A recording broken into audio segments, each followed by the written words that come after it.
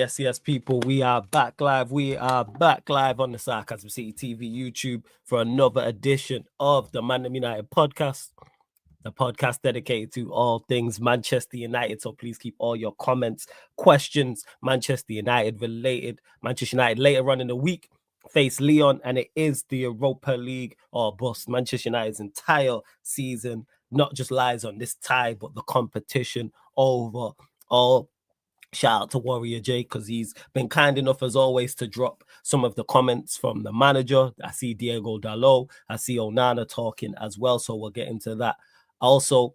But please, as always, well, first and foremost, big up to everyone supporting Sarcasm City TV as always. Much appreciated. Shout out to everyone supporting. Make sure you run up the likes, people, though, whether you're watching this live right now, watching this back after, hit the like button on the video. Please make sure you share. Make sure you follow across all the socials as well as share. That's me, Flawless, at Sarcasm City TV on Twitter and Instagram. Retweet a like on Twitter, share from the Instagram. And just as important, make sure you subscribe to the channel, Sarcasm City TV. Roll to 15,000 subscribers. And of course, the Champions League is back today. So the Arsenal Real Madrid watch along will be over on the Sarcasm City TV playback as well.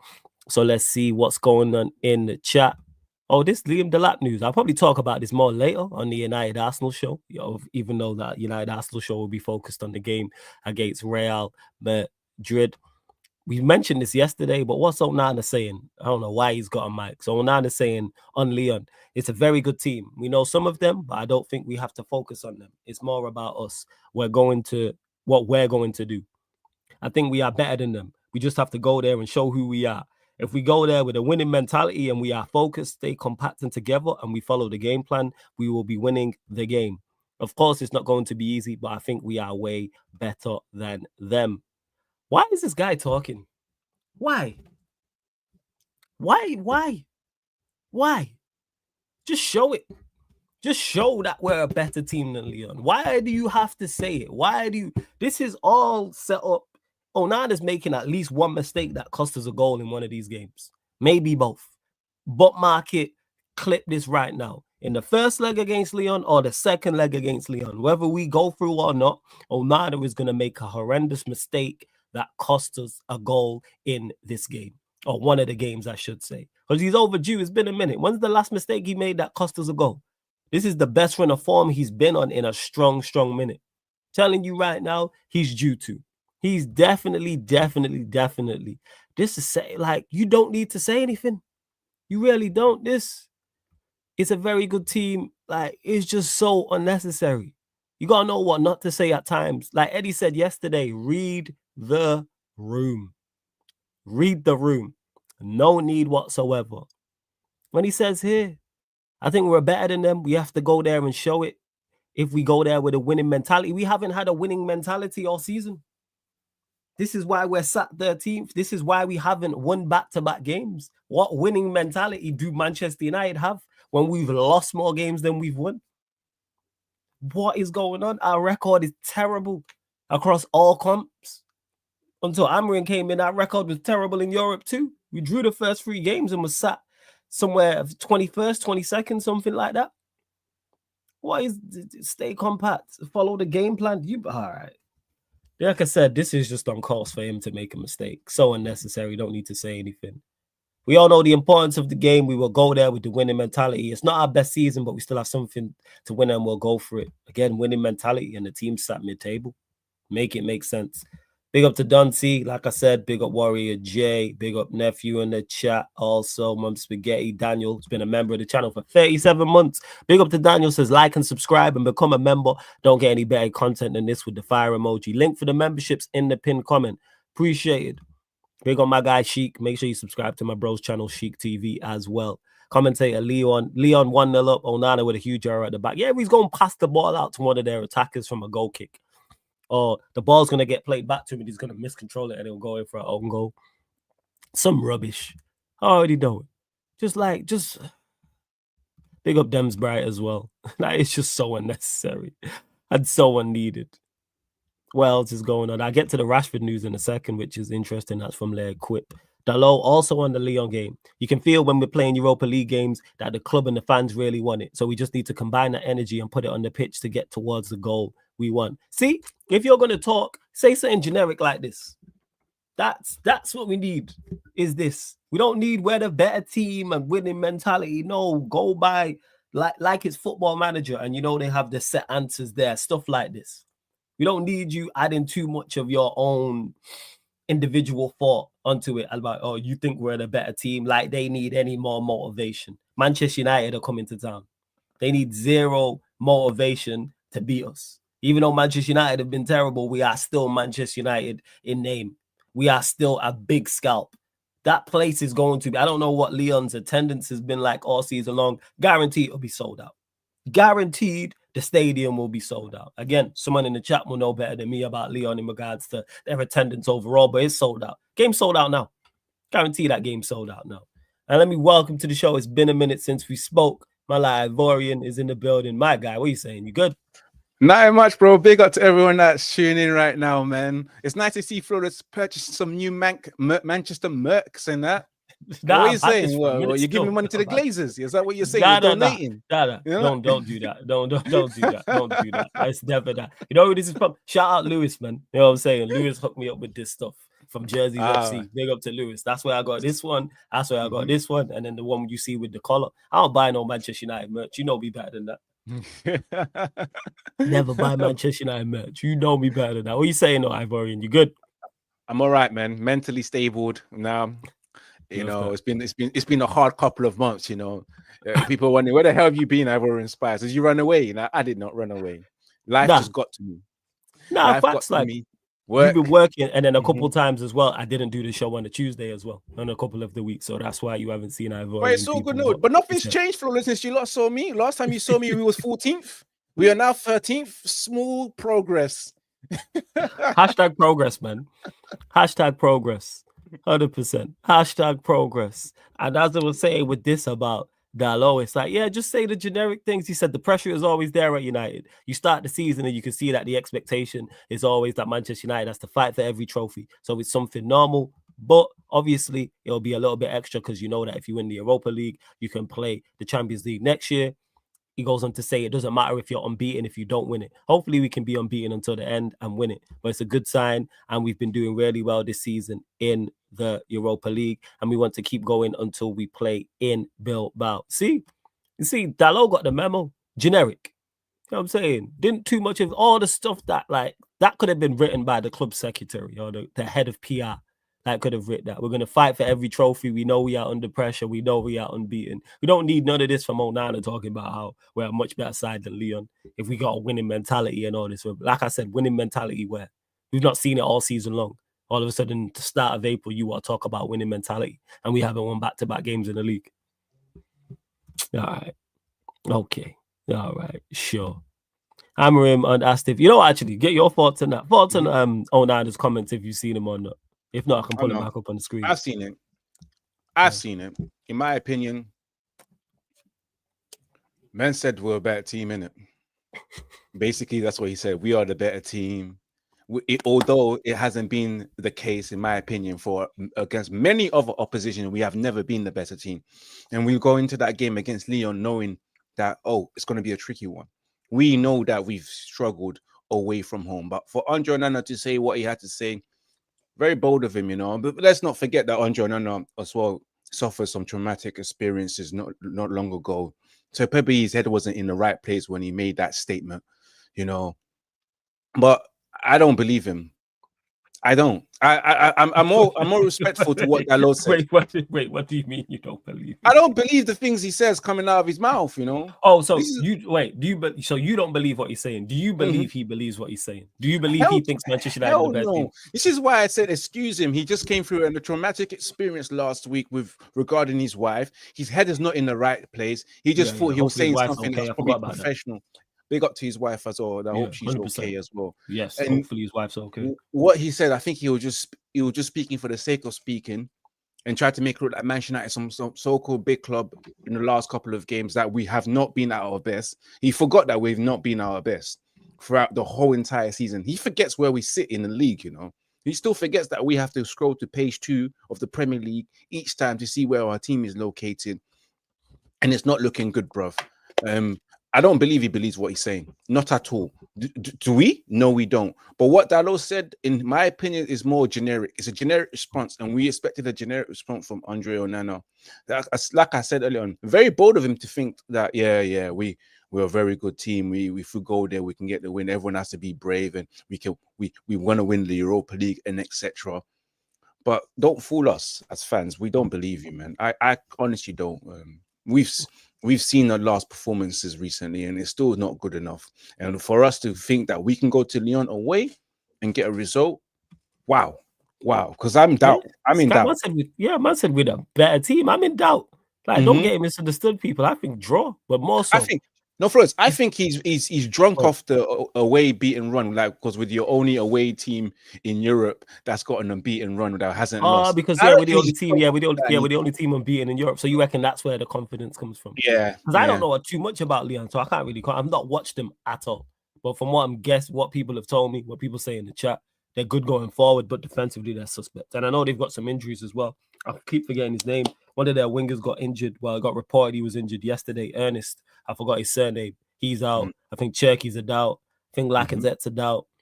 I think, is it Tolisso? I think Tolisso's a doubt. And I think it might be Tagliafico. There's another one as well. But I know they got a few players who had doubts. Yeah, there. So I don't know if that's where it stems from.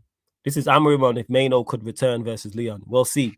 Mason Mount is ready to do whatever we want. Of course, we have to look at minutes. Mainoo was training with us. We want to be careful again with our players, but maybe he's going to be in the squad.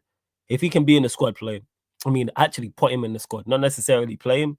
Like maybe 15 minutes at the end, I would go with Mainoo because he is going to be key if we are going to get through this tie and win this competition because our attack stinks. So if Mainoo can get even 10 minutes at the end, I'll be like, all right, cool. And then hopefully play a bigger part in the return leg. And maybe he plays a little bit at Newcastle as well, again, whether it's 10, 15 minutes. If you give him some 10 minutes this game, maybe 10, 15 minutes against Newcastle, and then maybe give him a half against Lyon, like the second half. But yeah, your thoughts on Mainoo returning, or could potentially be returning, should I say? I'm looking forward to his return, but although, let's be honest, throughout this Ruben Amorim's regime, he has struggled to adapt into his system. We've all probably spoken, said that out of all the players, I reckon Kobbie Mainoo might struggle to cement a place in that team and show consistent performances. And this season, which is his actual full season, has been lukewarm, in my opinion, compared to last season where he came in somewhere close to November, December, as he returned back from injury and then graced the pitch with so much grace as well. And we enjoyed that performance. But this season has been one of his toughest seasons. He's struggled a lot fitness-wise and also being able to adapt into Ruben Amorim. And I also feel like he struggled under Eric Ten Hag before he got injured as well in the start of the season. I'm glad to see him back because we need the bodies in that midfield of us, because you've seen our attack stinks. Gary Neville said our attack stinks, the front three stinks. In that midfield as well of us, we've always complained about it. We've always said this midfield is just not it. It's like Marmite, man. Some people love it, some people don't. And me, I'm on the side that I don't like the midfield that we have. But with Kobbie Mainoo returning, it adds depth. I would like to say that if he can get good 10, 15 minutes to get some minutes into his leg and then take that on to the Newcastle game, maybe he can get 30 minutes and build it off from there. And then the return leg, he can probably do a good 70 minutes. But I think we have to manage his fitness accordingly, wisely as well. Yeah, so he doesn't get injured, because he's had what, 2 or 3 injuries this season, or is it 2? And they've been lengthy. I think it's a couple. Yeah, I think it's been very lengthy, and at his age, we need to be careful because he's got young muscles, and these young muscles need to form as well. And if he catches these injuries right now at this young tender age, it's going to be affecting him long term as well. So we need to manage this, you know. And with Mason Mount as well, you know, I got nothing to say about Mason Mount. Oh yeah, that's why I didn't even mention it. That's why I didn't even ask you. I don't acknowledge him. You know, I'm like Garnacho when they asked him which player has played for Chelsea and Manchester United, and it just skipped off his head. And Garte said Mainoo. I mean Mason Mount. It's because you don't see him. He's always injured. You never even think that he's part of the squad. You know, he's one signing that I've said, I think we've wasted our money. We've absolutely wasted our money. The guy, to me, even when he came on this weekend against Man City, I see nothing effective when it comes to Mason Mount. You know, I don't know what he does. I don't know what he's good at anymore. Clapping. Yeah, he's dreadful. Yes, Kaneki, what are you saying, man? You're good first and foremost, yeah? You got Kaneki. First, yeah, big up Ivorian, you know, big up everybody, you know, yeah. What is it that Diego Dalot? I was reading the chat, fam. Who are giving these guys microphones? I have no idea, yo. Spokesman. Who's giving, fam? Diego Dalot, I'm gonna be real, my guy. Same thing like what I said about Baba Tunde yesterday. Dog, shut the fuck up, okay?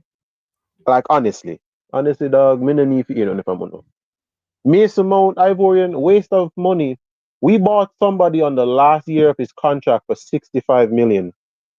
He was then labeled by Gary Neville and English media as the Pogba replacement.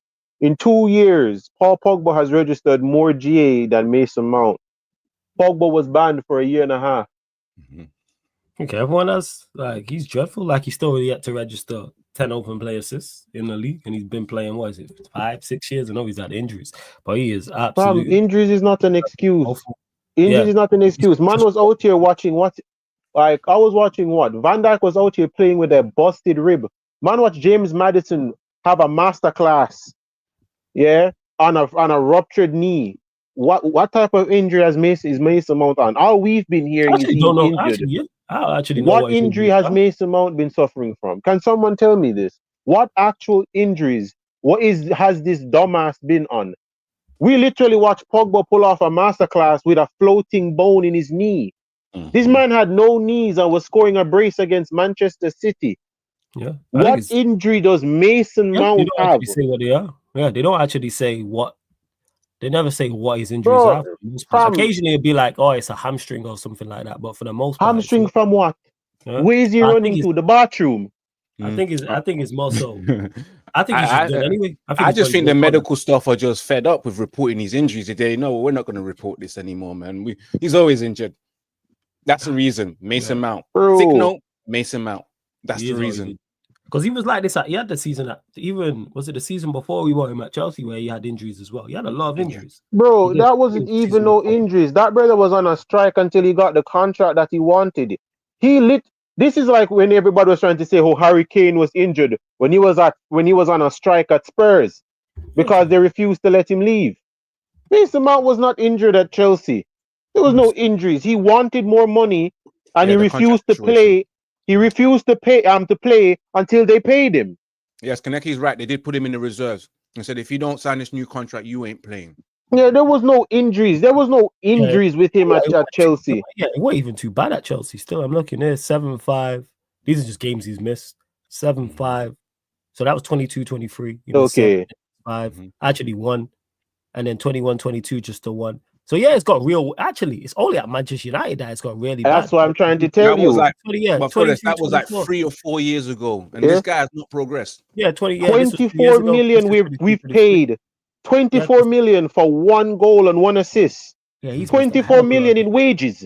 I ain't fussed about that. But actually, let's go to this bigger warrior, Jay. Liam Delap is Manchester United's top striker target for the summer. That's from Chris Wheeler, DM.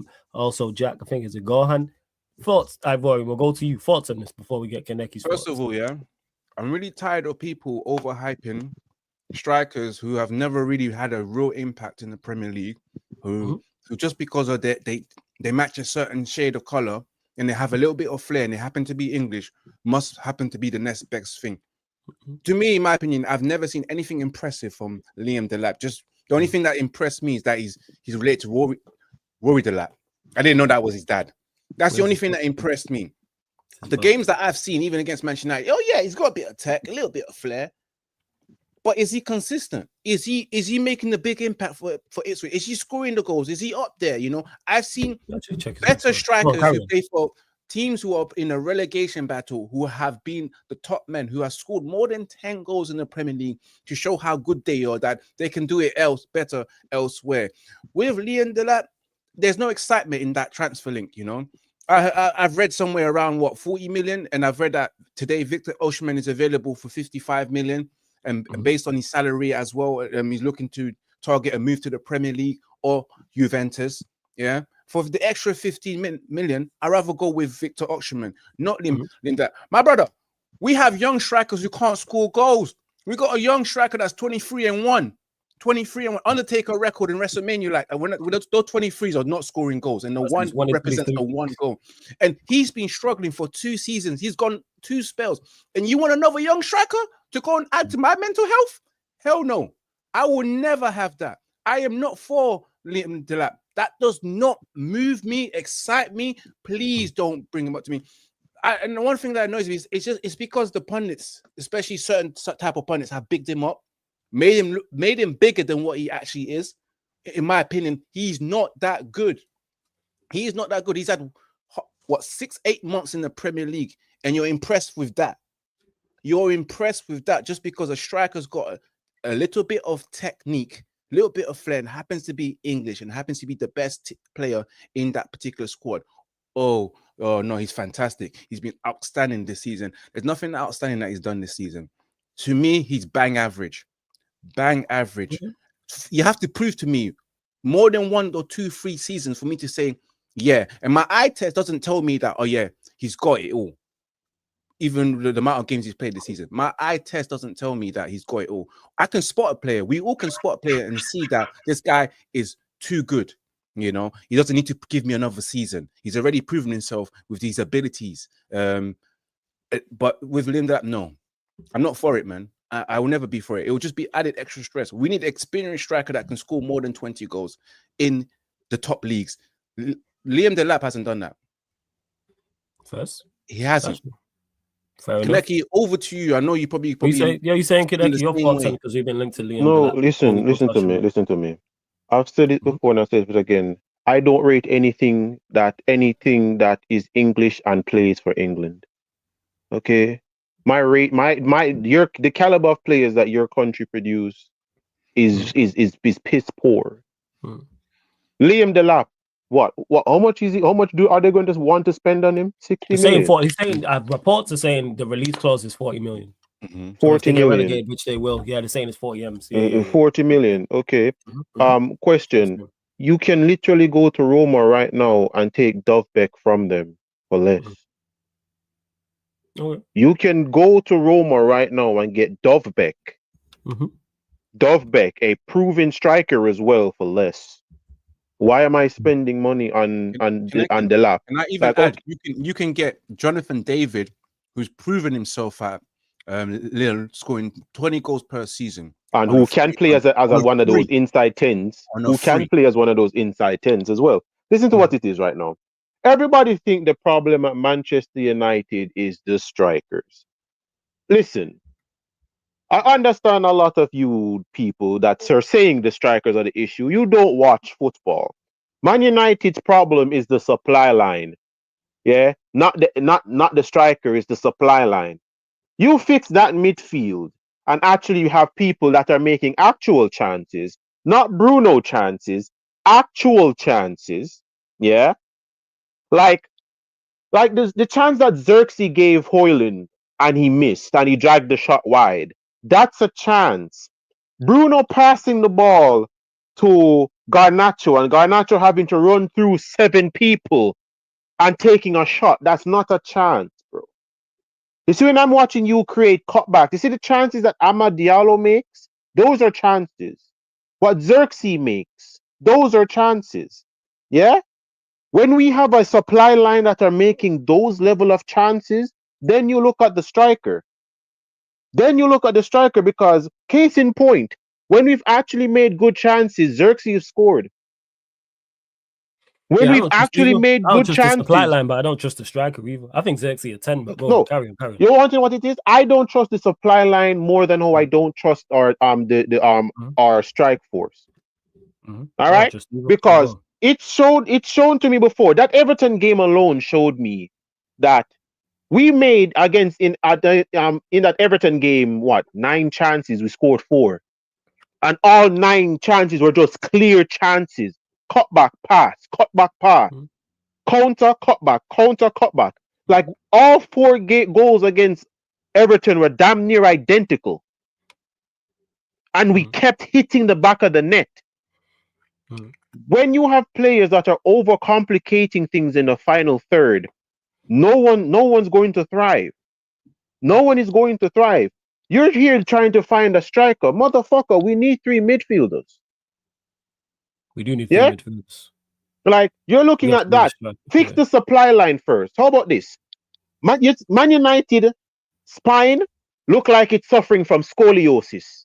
Mhm. Yeah? Fix that. Yeah. You see, when the chance, let it be like what it was when we had Lukaku up top with Pogba, Mata, and Anthony Martial, when they were creating, where all we could say was, yo, how is Lukaku missing all of these chances?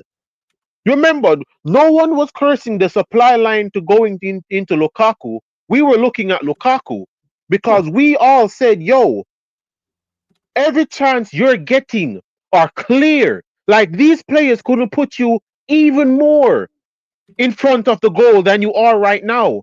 This man was missing tap-ins. Like, let's not forget this.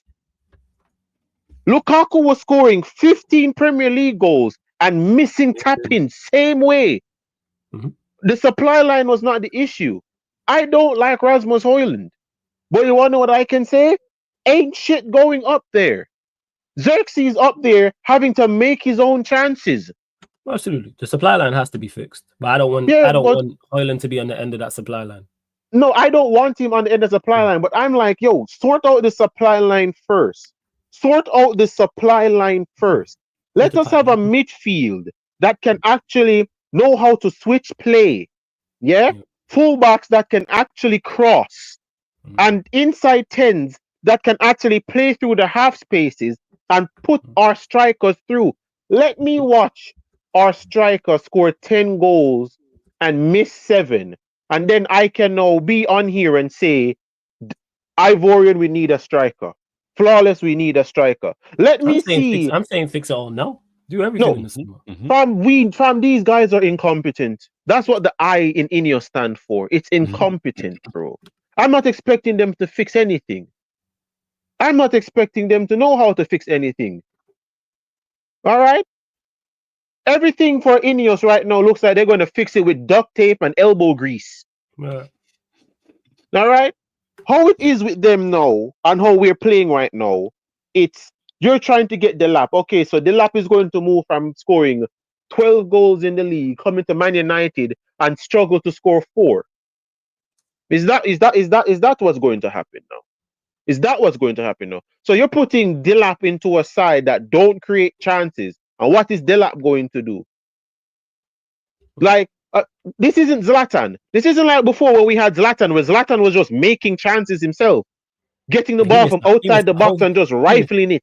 Yo, that season, he missed a whole heap of chances. I think it was the Europa League winning season. Yeah, it was the Europa League winning season. I'll never forget that. 2025, and we should have Zlatan Ibrahimovic, if it wasn't for that injury, would have won the Golden Boot. And he missed double digit in chances. What was it? Was Aguero and Lukaku? Was it Lukaku that won the Golden Boot that season? Him and Aguero? I'm not sure. To chat on him. I'm pretty sure it was him and Aguero. It was what? 25 goals? 25 going up, if I remember correctly. Zlatan finished like 4 goals behind these guys. Man missed a whole heap of chances. And he missed all those chances. But you want, and listen to what we said. Yo, we need a striker to play in front of Zlatan. No one was saying we weren't creating chances. Oh, because that team was well. Yeah? Who can tell me what Pogba's big chances creating that season was? No one gave a shit. The ball was going to our striker and we were scoring. The ball was going to the wings. The wings was putting the ball into the box for our striker and he was scoring. Fam, I used to bet on Zlatan scoring almost every flipping game. Yeah, Hand on heart, I used to bet on Zlatan scoring every game. That's how much trust I had in our supply line. I can't trust the supply line to give Xerxes a goal in the next 15 games. Yeah, because we know the supply line stinks. That's why. So this is how I'm looking at it, Flawless. It's just, I know, listen, we're getting rid of Rasmus Højlund. We do need a striker. Absolutely. I am not looking at Dalot. You see, if you guys want a striker, you guys can go get flipping what's his name from Crystal Palace because he fits. Yeah, Mateta. thoughts. All right, go there. What was your thoughts on Mattel if we were to get him? Let's say because we have been linked to him. So what's your thoughts on That's a Mattel? fantastic signing. Okay, so you'd be That's a cool with fantastic that if we were signing to go get him. because Okay. he Go on, would why? literally be what Giroud was for France. He would be the link man. You see, like how you have how Xerxes playing right now as the link play, he could be the foil for Xerxes to run off of because that's what Xerxes was doing at Bologna last season. You had it's basically Timo Werner and what's that other guy's name against Poulsen? What Werner and Poulsen was basically, where you have two strikers of different caliber. Mateta is the bruiser. Mateta is who stands up beside of defenders and is just that big presence there, constant a nuisance. Xerxes is the technical one now that will drag them out of space for people to run into. I have no problem with us signing Mateta because it's a smart signing and it fits our style of play. You're signing Dalot. Dalot is not a striker that fits what we're trying to do right at this moment. Dalot is who we should sign when we have a structured supply line ready. You see, like with Manchester City, how they just signed Erling Haaland. Erling Haaland was the finishing piece that season when they won the treble. They needed Erling Haaland specifically for that season. Their supply line was kicking. They weren't scoring goals. What do we get? Get a proven goal scorer where all he does is score goals. Yeah. That is what it's for. Now look at it right now with Manchester City. Their supply line is dead. What's going on with Erling Haaland? He's dying. Yeah, he's dying. The Mateta signing makes a lot more sense because even if he's not scoring goals, like Weghorst, he's offering some. Yeah, like Weghorst, he's offering an outlet. Yeah, first. He's offering an outlet. Based on how this manager sees Xerxes, I see him trying to use him more as a shadow striker. Based on how I've been seeing how he's trying to use Xerxes, he's trying to use Xerxes as a shadow striker. The person that will drop deep, get the ball and play to and just try and play the ball out to the wings. That's what he's using Xerxes for. He's mainly using Xerxes for his passing ability. But if we have somebody up there now as a focal point to take pressure off of Xerxes, we could probably play a lot better. But the problem is this. Let me get to Wait, can I borrow in heroes? Okay. No, I'm going to get to him. Yeah. Mattel. Because I wasn't even going to go there, so I'm glad Kaneki mentioned him. Your thoughts on Mattel? I'm going to give my thoughts on both of them as well, people, but I want to hear from Ivorian and Kaneki first. Go on. You see, I don't know, man. I know Mateta's good. And he's caused us some problems. I can already see where you're going with this, yo. Big up Don C, who's been a member for 11 months. Shout out to my guy, Don C, man. Shout out to my guy. Nah, I don't hear your thoughts on this because I could tell, because obviously we haven't spoke, so I don't know your thoughts on that at all. But go on. Nah. Okay, I'll be very honest with you. When I first heard the links, it's the same way I felt when it came. Not the same way that I felt when it came to Lyon. So slightly better, right?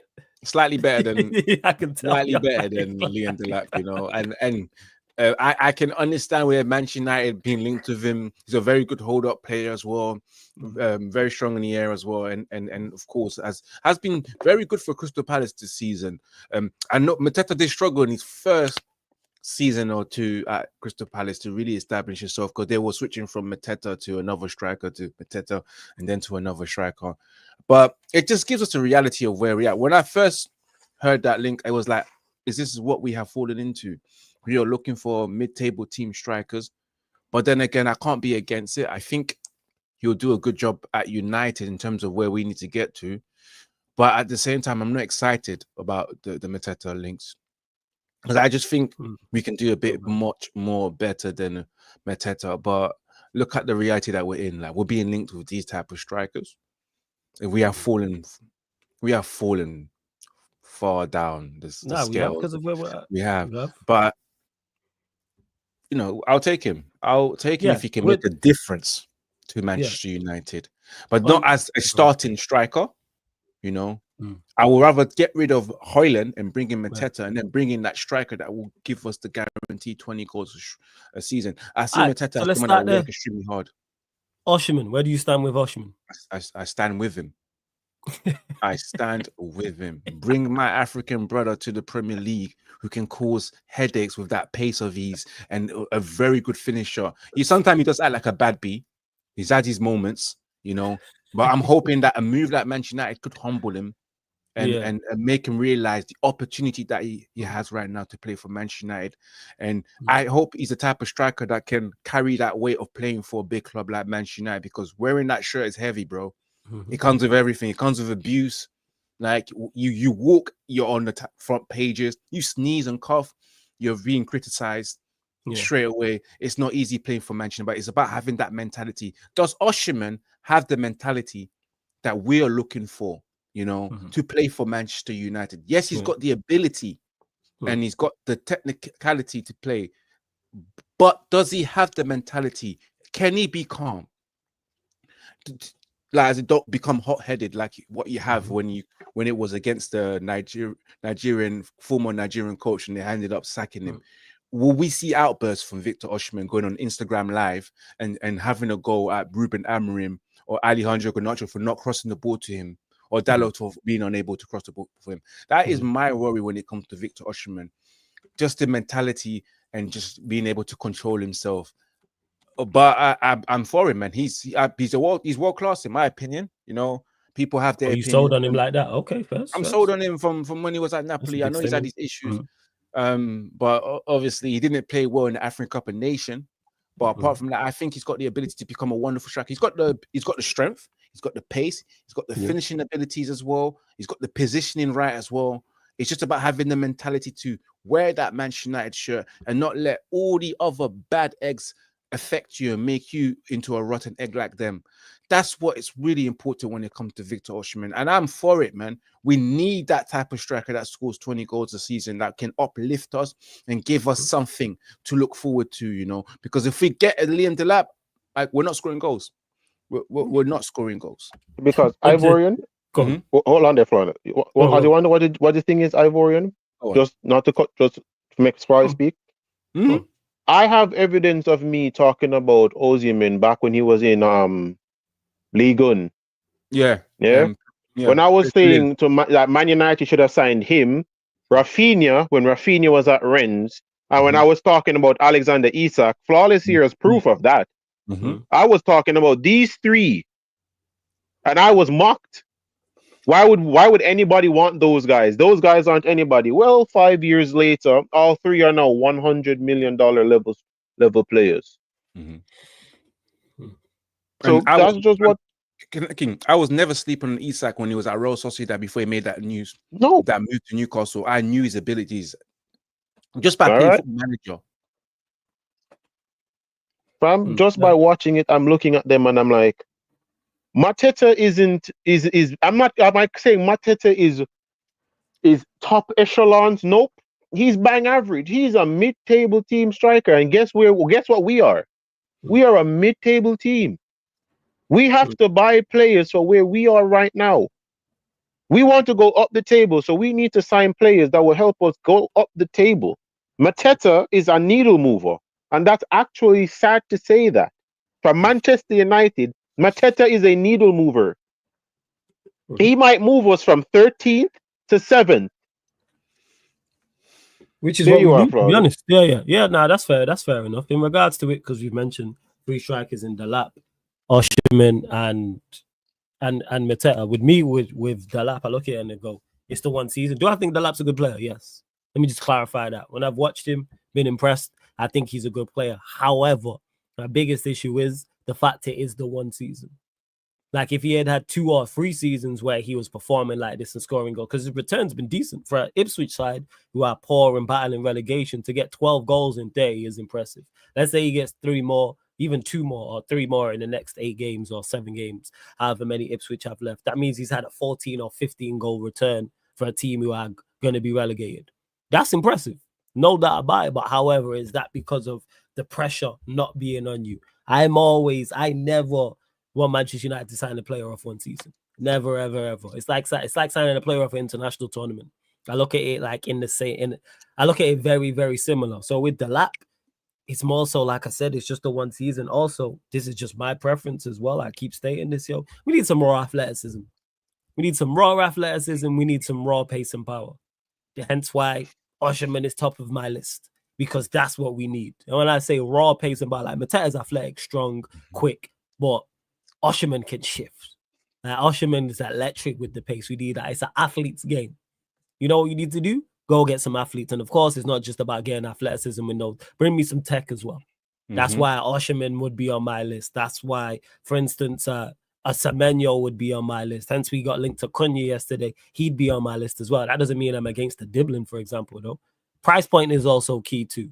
But in regards to it, Osimhen will be top of my list. He's the one who's actually been at a high level and has actually performed at a high level. No disrespect to Dalot or Mateta. They're at Palace. Well, they're at Ipswich and Palace respectively. He's actually been at Napoli. He's actually performed in Serie A. He's actually played in the Champions League. So I don't think he'll be overwhelmed by the pressure. Yes, it's more pressure at being at Manchester United than being at Napoli, but at least he's kind of accustomed to it. Because Napoli, is Napoli, a big club in Serie A. Don't get misunderstood, and they've had good players. So with me, it's like it's Osimhen. Yeah, he's won the Scudetto. He's been under pressure to perform, and he's won a major trophy as well.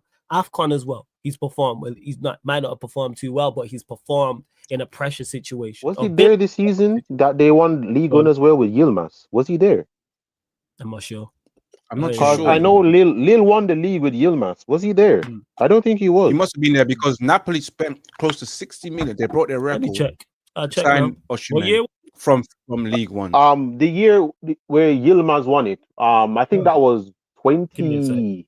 I'm literally gonna check now. What's his name? Choked the league that year. Flipping from Pochettino. So he was at Lyon 1920. He was at Lyon, and he moved to Napoli 2020. What year was it that Lille won? I'll check now. Give me a League One. I'll check now. I don't want to make sure if he was there or not because I know he's won. I think he has more than one league title. Where is it? I'll have a look now. Give me a sec. I'm just literally checking at 1920. Now he wasn't there when they won the league. No, he left. 1920, yeah, they finished. What did they finish in the league? 1920. They finished. Where the hell is Lyon on it? Yeah, it was fourth. Yeah, Lyon and Lyon, man got mixed up. It was the season after they won the league. Yeah, they won. Yeah. Okay, I just wanted to make sure because 2021. It was 20. Yep. Yeah, 2020-21 is the season after. I just wanted to make sure because I'm like, I know that at Lille he was gunning both. Him and Nicolas Pepe were the rave in League One at that time. Him and Nicolas Pepe, those two African players in League One that time. Him and Pepe were just lighting that league on fire. Yeah, I hear that. And yeah, we've back to it with Osimhen, so that's why I'd be top of the list. Of course, price point is dependent on everybody. I don't want us to pay big money for anyone. Any of the three we've mentioned, of course, it varies. Like if we were gonna go smash 60 million on Osimhen, I'm cool with that. 60 million on Dalot or Mateta, not so much. Obviously, they're not the figures banded. Dalot's 40. I'm not sure about Mateta, but I wouldn't want us to go spend 60 million on any. But any more than that, for Osimhen, I'm like, okay, go elsewhere and keep it stepping. With Mateta, it wouldn't be ideal, but the reason why I like the idea because I'm all for Manchester United trying to buy from within the Premier League. If we go and buy the better players from within the Premier League, that's cool. So, for example, just using this as an example, not saying we signed these three players. If we were to go get Mateta, Semenyo, and Cunha, cool. That means you might have an idea. They're three of the better players in the Premier League, and you don't have to go by the best of the rest because of where we're at. Kaneki mentioned it. We're mid-table. But those three, if that's our front three, significant improvement. That brings you goals. That brings you assists. That brings you creativity, pace, power, technical ability, the whole of the rest. I'm all for it. If we were to go get them, you could even throw a Dibbling in the mix or throw out other players. But I'm not against going from outside the Premier League, but go and get Osimhen. Go get someone who's a little bit more certified and established. And they don't have to be the top of the top. We're not aiming for the top of the top. We're looking to be better. That's where I'm at. Become a top 8, top 6 side again. Become a competent unit again. A competitive team again. Because Kamalo said it here in the chat about facts flawless, it might turn out to be too soon for Dalot like Højlund. And that's what I don't want. Because we signed Højlund off of one decent season. And look what's happened there.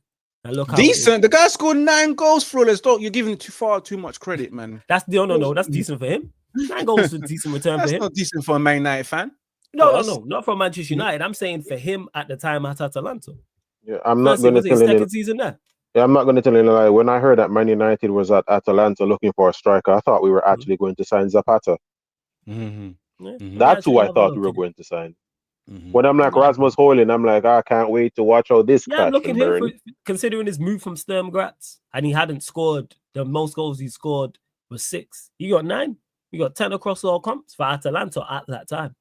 Like that's a decent return. What I'm saying is for him. I'm not sure how much he was. How much was he? How much did he sign him for? Oh, How much did we Atalanta sign him for? Yeah. How much did Atalanta sign 72 him? million. You know the No. How much Atalanta Atalanta signed him Atalanta. for? Yeah. No, I'm pretty sure it was 12.7 million. Exactly. So 12.7 million for someone returned to that is a decent return for them. I'm talking about in particular because where did they got a huge profit. And guys, let me just Oh, say, yeah, I'm okay. Yeah, I'm okay for Man United to break the wages for Victor Osimhen because by the end of the season, I'm expecting Marcus Rashford to be gone. Casemiro might not be here. There's going to be a few players who's on high wages that will be gone. So let's give at least 1 or 2 players the 300Ks per week. If Thank you, Ivorian, for not being a Rashford apologist. Thank you for not being a Rashford apologist. I'm seeing way too much. Do you see my name right here? Too much people on these second chances, bro. Oh, is that what we're doing? Well, we get cheated on and we just take them back? Is that what we do? Bro. Bro. I'm you seeing way too much people. Oh, just leave Manchester United. And I'm like, no. Don't try and do this. Don't try and do this. Rashford's been shit, bro. Okay. There is no apologetic. This nigga been on a purple patch since he got here. He's never been on form once. Every single thing for him has been purple patches. Has Rashford ever had a consistent season before? Like the only thing consistent of him is that he scored 7 Premier League goals. Anthony Martial averages more goals in the league than him, and he played less games. Yeah, he's been living off them 2 seasons that he had, where he Fam, scored this 17, brother has been living 17 off and 17. That bird, fam, and which they put this man in the same column as Mbappe, you know. The same column as Mbappe, you know. They put this brother saying, is he going to be up there to challenge Mbappe, bro? Listen to me. Same. You see, like how everybody right now try to do the whole Scott McTominay. Guess what's happening right now with Scott McTominay and Napoli? Yeah, they're fucking failing. Scott McTominay is being out of form. He's fucking costing Napoli, and Antonio Conte right now is about to get sacked. I'm literally not making this up, Flawless. Scott McTominay has they've been struggling recently, haven't they? Yes, Napoli. And Scott McTominay has played a reason in this. I told you, my hate watch of this guy is biblical. It's road to Hibs for you, bro. Yeah, because the moment Conte gets sacked, they're shipping you back to Scotland, bro. First class flight. Looking at they've been struggling recently. 1-1 against Bologna, beat AC Milan 2-1. Drew against Venezia away, beat Fiorentina 2-1, drew to Inter Milan, lost to Como, drew to Lazio, drew to Udinese, drew to Roma. And then before that, this is by the way now back to January. So they kind of fell off in February. Looking at 1, 2, 3, 4, 5, 6. They've had 6 out of their last 8 or something like that. Obviously, Inter Milan now top of the table by 3 points in Serie A. Everybody tried to do this revisionism. Look what Scott McTominay is doing in the Serie A. My brother in Christ, he has 6 goals. He's lighting it up in Serie A. Chris Smalling was lighting it up in Serie A. Would you like to continue?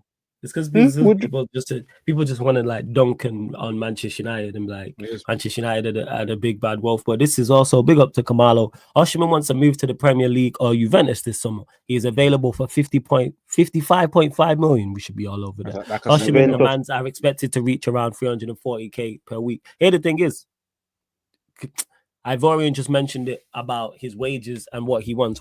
First and foremost, Manchester United are going to clear a whole lot of wages. If you take Rashford, Sancho, Anthony, Ericsson's wages, that's over 500,000 comfortably. That might be 600k. But you didn't even include Casemiro, who's on 300k as well. So that could be 800k. And Lindelof, don't forget Lindelof. So there we go. We could potentially and Luke Shaw leaving on a free at the end of the season. Let's not forget about that. Is he out of contract? I hope so. I keep Nah, I thinking don't he think he is. is. I double check that. Let me double check that. I think you're right. You know, I just want to believe. Yeah, it. you just want to believe it. I get it. I get Mhm. it. Let me see. I'll have a look now. But the point I'm making is all them players we just mentioned is where we could be closing in on $1 million, right? So let's see his contract. Freaking BLT Whopper, 2027. bro. So he's got a couple years left. So he's got BLT the point I'm making Whopper. They need to get rid of this. he signed guy, a new man. deal, an extension 2023. It's saying, look, under fucking Ole Gunnar Solskjaer. Luke Shaw's contract at Manchester United is set to expire on June the 30th, 2027, after he signed a 4-year extension in April 2023, following a previous extension in December 2022. But the point I'm making is we've got, and Evans is leaving as well. Lindelof could leave. You're talking now 700, 800K in regards to wages, and that's excluding what Manchester United got rid of last summer with the likes of Martial leaving, with the likes of McTominay leaving, Fred, etc. So use that wage budget, but don't obviously blow it. But what we need to do is where's I gonna go with this? Make it incentive based. So you give him a base. Let's say he does one. Let's say hypothetically this is true because Rob Dawson's fairly reliable. Don't just go and say, okay, here's 340. All right, here's 250, for example, base. You hit these targets, you get more than 340. You hit these targets, certain amount of goals, assists, appearances, team accolades, whether it's top 4, top 6, through to the last stages of the Champions League, FA Cup, League Cup, whatever it may be. Okay, you can make 400. You can make 450. You can make 500. Whoa. Flawless, calm down. Bring it back. Bring the numbers back. Roll it back. No. This is if we do what we're supposed to. So, for instance, you put in his contract, hey, you bag 30 league goals, you get X amount. You get $1 million on top at the end of the season if you see. And now you telling me, you telling me, calm down. Now you say football manager. I play football manager. I know about his contracts, you know. Because now you're saying $1 million. But the point I'm making is, we would all sit here and go, hey, if he bags 30 league goals, give him $1 million. You deserve it. If you come in here and bag 30 league goals, same way. If you get, let's say we win FA Cup and League Cup, okay, you get X amount. You put in X amount of appearances, or you get X amount of assists, or if we finish top 4, you get this top 6. The point I'm making is incentivize it for him, so it's more than the 340. Because if he wants 340, you might go, well, you only offering me 250. But wait, I could make on a month, depending on what I do, 350. Yeah, because you want to know what that will do, Flawless. You want to know what that will do, Flawless? That will now bring the incentive into them to go after your teammates. I am sorry. Fuck the happy to be here players. Let me say it into the mic. I'm sorry for the volume. Fuck the happy to be here players. Fuck off, bro. Yeah? I don't want you here. I am trying to make 500 fucking K and you're happy to be here. Go suck yourself and come off of the pitch, brother. Fam, could you imagine what it would be like now if, because of a player, you not getting your bag? It's fisticuffs, bro. Yeah. Like, that's a valid point. No, not maybe. That does definitely incentivize you to make sure your players are on it as well. Hey, could you imagine Bruno trying to take a penalty off of him? Could you imagine that?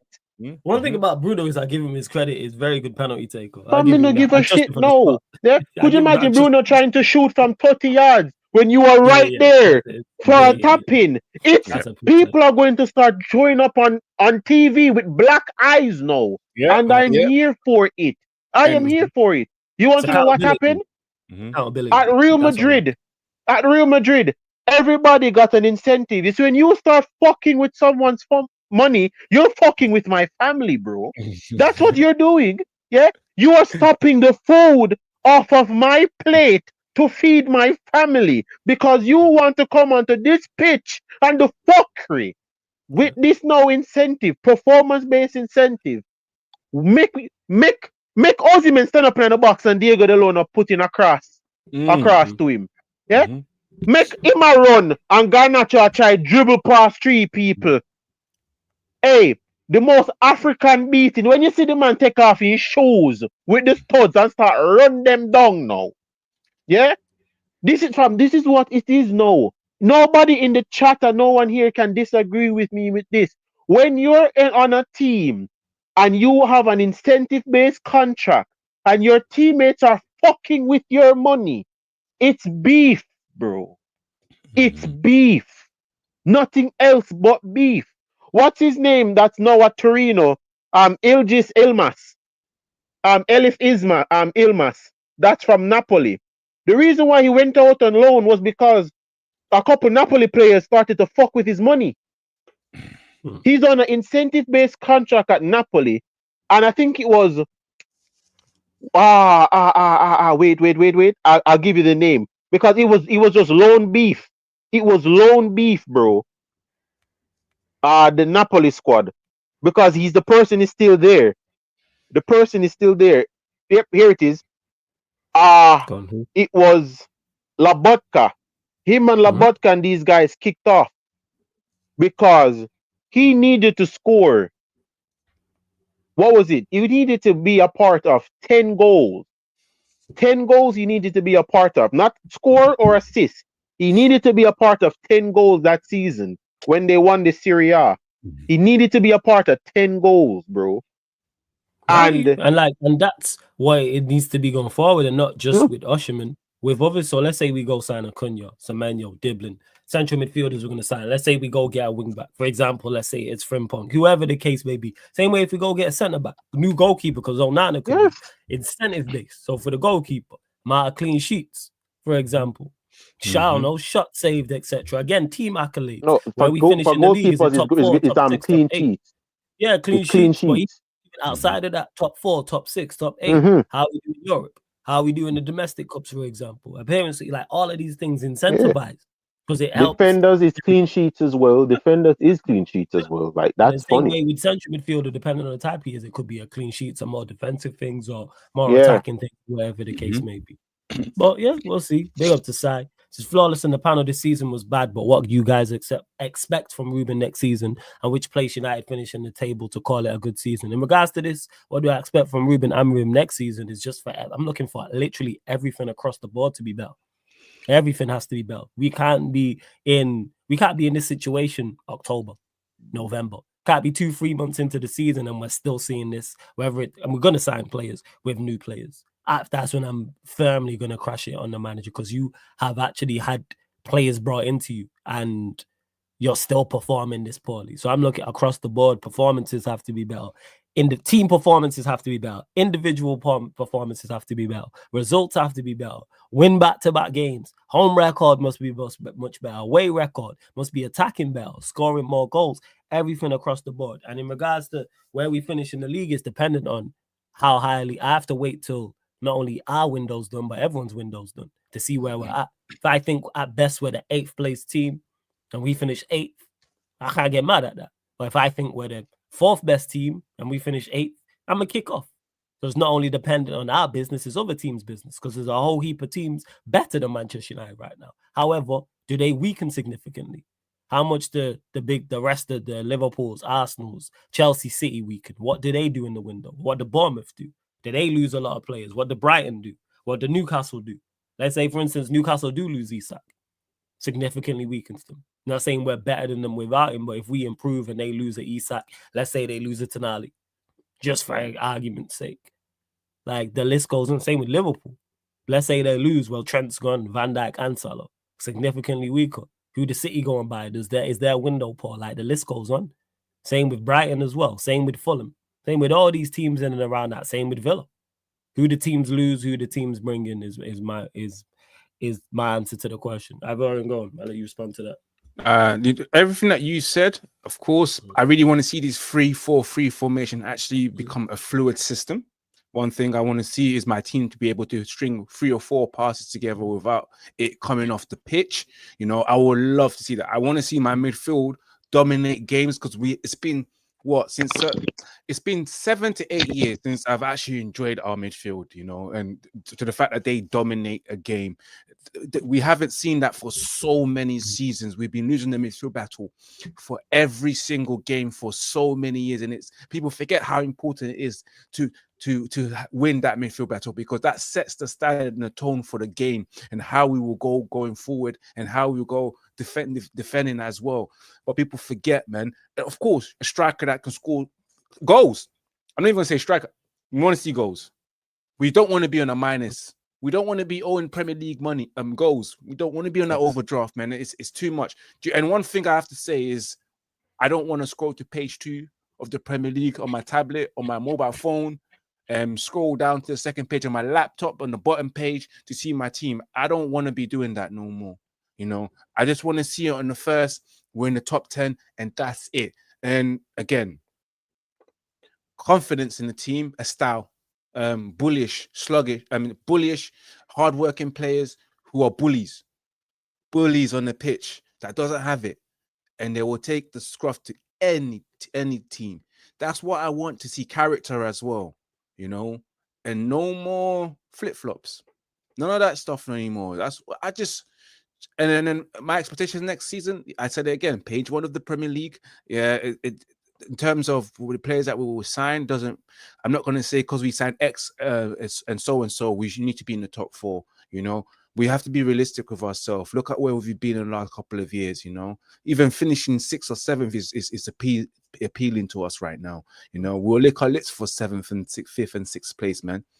So I want to see that improvement as well. And of course, I would like to see Manchester United get some more coaches. It's needed because a lot of departments still need to be sorted out. Set pieces. I want to see us score some set pieces. Come on.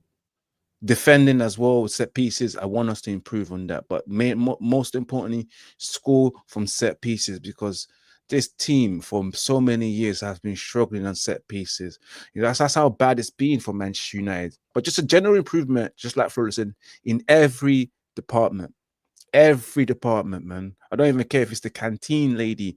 Improve that as well in that department. I don't care, man. I just want to see Manchester United improved tremendously and play football and make us enjoy it and not fall asleep like we did on Sunday while doing a watch along. You know, that's all I want, man. I just want to be happy again. I want to be a happy Manchester United fan, Flawless. It's been too many years. Facts, too many stress. Too many arguments with the missus because we've lost.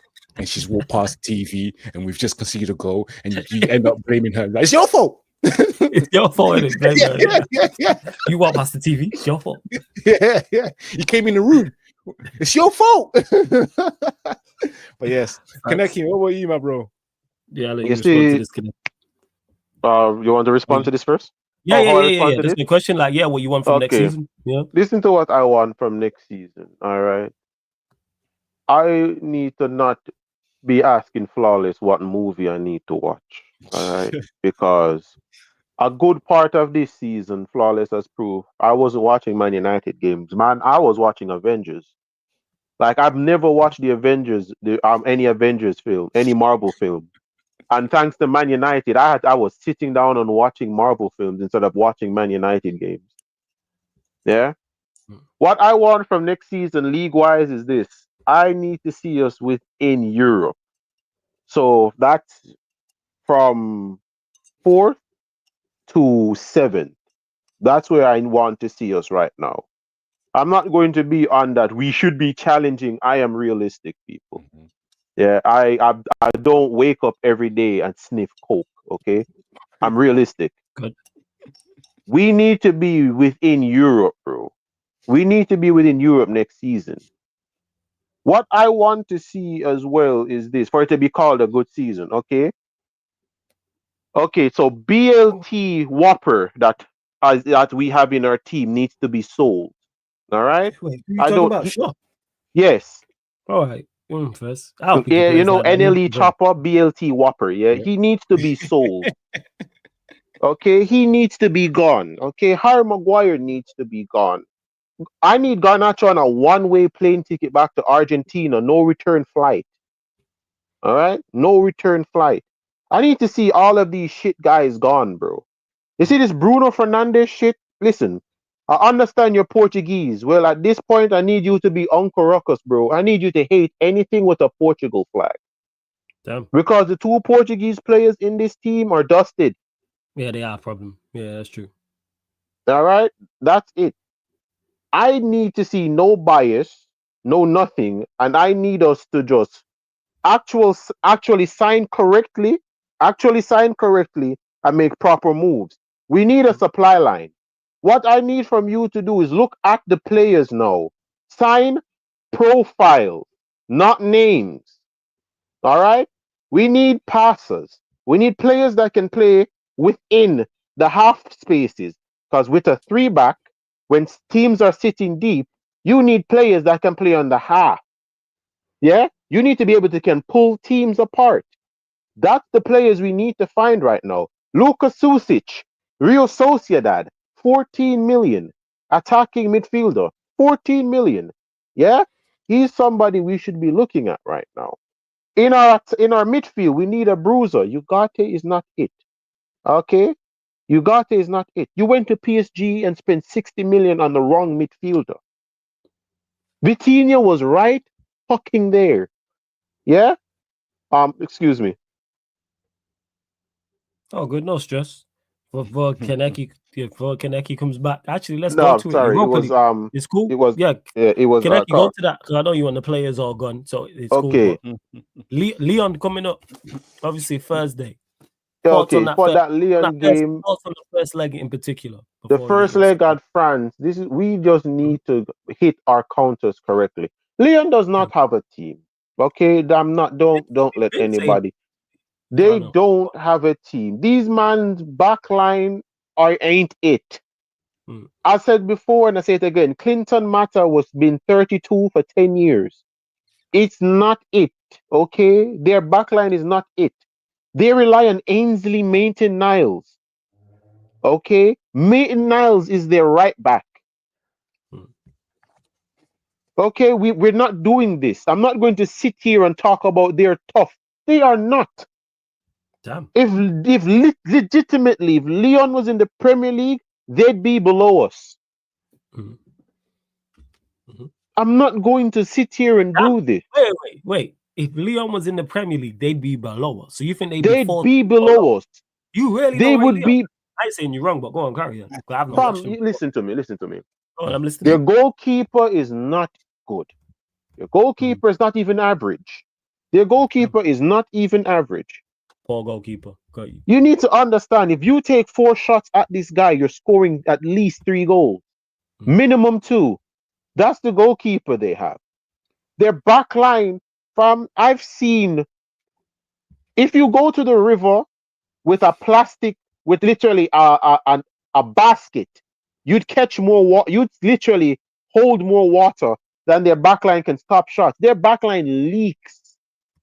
Yeah, Man United roof don't leak like their backline. Damn. So I'm not hearing this from anybody when it comes on to this. Their attack is what makes them look terrifying. Their attack, because granted, their attack hurts anyone. Yeah, their attack has hurt PSG. Granted, they lost. Their attack has hurt a lot of teams. Granted, they've lost.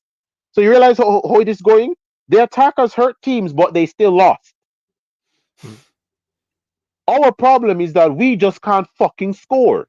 Yeah, it's going forward. Yeah. So that's just it with them. Trust me, when you actually watch the game with Lyon, you will literally see what I'm telling you about it. They don't have a goalkeeper, and their backline is horrible. Yeah, normally you're right when it comes. You're pretty much spot on when you start assessing our teams outside the Premier League, because you don't let your bias on Manchester United get in the way of. No, I don't. So with it, yeah, because Steve pretty much said the same thing as you, to be honest, about their attack being good and their defense being poor. Bro, if Newcastle was in this Europa League right now and we're in the table and got the draw that we got, Newcastle would be favorites to win this. Well, because Newcastle would have walked past. If I'm Bilbao is the same thing as Lyon. The only difference is they speak Spanish. Listen, fam, don't stop listening to the hype. Nico Williams is not it. Okay? He's decent, he's just not it. All right? For Man United now, and this is going out to just it. We just need to be able to counter, because when they overcommit, let me just bring that up. One of Lyon's greatest downfall for them is that they overcommit in attack. They throw the kitchen sink minute 1 and don't stop. So you want to know what that means? They gas out quick. That's what's killed them a lot this season. Them just going all gun ho, and gassing out. If you know how to punish them every time they do this, Lyon would be a cinch. But the thing is, as I said before, I don't trust Man United players to think properly.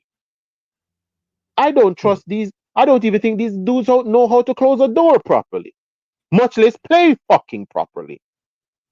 How that Lyon game is going to go is based on the personnel we pick. If he picks the same shit, but instead of Rasmus Højlund, he plays Xerxes, and instead of Amad Diallo, he plays Mount. No, wait, not Amad Diallo, Garnacho. Is it Amad Diallo back? No, Ahmad's No, he's not not back. back yet. He's not back yet. They're saying Mainoo could be in the squad for the Lyon game. That report also came out. The City game where I he just wasn't. need Amad Diallo back. he's I back need to see training. Xerxes and Amad Yeah. Diallo again, bro. Yeah, I need to see Xerxes. I hear you. But before we close out, because we're going to close out in 5. Yeah. Ivorian, what's Lyon? Because we've not even heard your thoughts on that. The Lyon game. The Lyon game. But despite the fact that the only positive I say that we are beating away, we've got the unbeaten record in Europe. But again, beaten in Europe. We've got the unbeaten record in Europe, and that's what Andre Onana is running his confidence on at this present moment when he said what he had to say in approaching the Lyon game. But my opinion, I don't connect him. I don't know. I just feel like Manchester United will struggle with any team, you know, even though you said Lyon are not that good. Manchester United will make sure that they look good on the day because we struggle. Even we struggled against Southampton. And we made them look like a good team. Real Sociedad away as well. We made them look so good as well. We've just every game that we've played against anyone, we've made them look like they can compete against us. But we can find a win. I don't know with the Lyon game because I feel like it's going to be a difficult game for Manchester United. We will suffer at times, you know, because the away fans, these Lyon ultras are different. They're quite they can intimidate Manchester United players, and you know Manchester United players mentally they're not strong enough to handle that type of crowd. You saw the way we fuddled at Galatasaray. Was it this season or last season away? We watched them struggle against Copenhagen. Even Fenerbahce as well. Yeah, the thing with it is this. The thing with it, Ivorian, is this. You see, because these players, when they make shit opposition look good, you see when they start to realize that it's shit opposition, we've actually started to make oppositions look shit. Look at Real Sociedad. Real Sociedad went from looking good against us to the moment we put 2 goals past them, we're like, these guys are dog shit. I thought they were poor. Both legs. I couldn't believe what I was watching. That's one of the worst Spanish sides I've seen in Europe in a long time. And that's the point. That is where my confidence is coming from.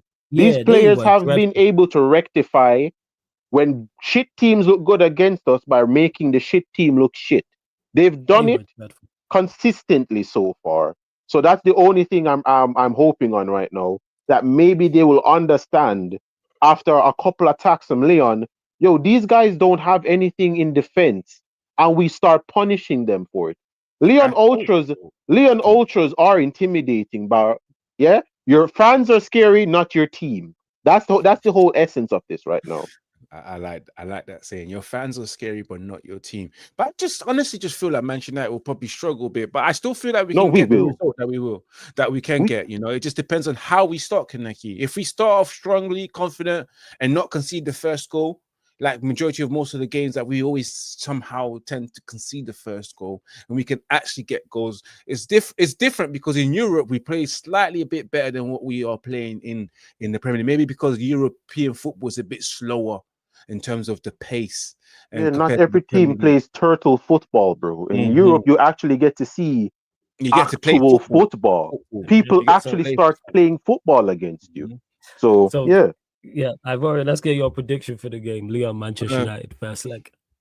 I want to be optimistic and go with Manchester United to win the first leg, even though I'm a bit doubtful. 2-1. Just scrape it. 2-1. Yeah, why not, man? I'm with you, man. We don't win every day. Not, man?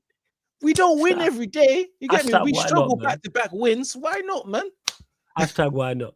Hashtag why not? What are you saying, Kaneki? I think I did ask you this yesterday, but I'll ask you this again anyway. Scoreline prediction. No, it's 4-1. 4-1 Manchester United. Bro. Wait, what? What? Højlund hat-trick? 4-1, Tom. I don't give a fuck. When you see them play, you'll understand why I'm saying 4-1. If that's the case, if that happens, if we win 3-1, 4-1 or anything, I'd be like, hey, Kaneki, props to you. I'll on the next show, I will give you your props.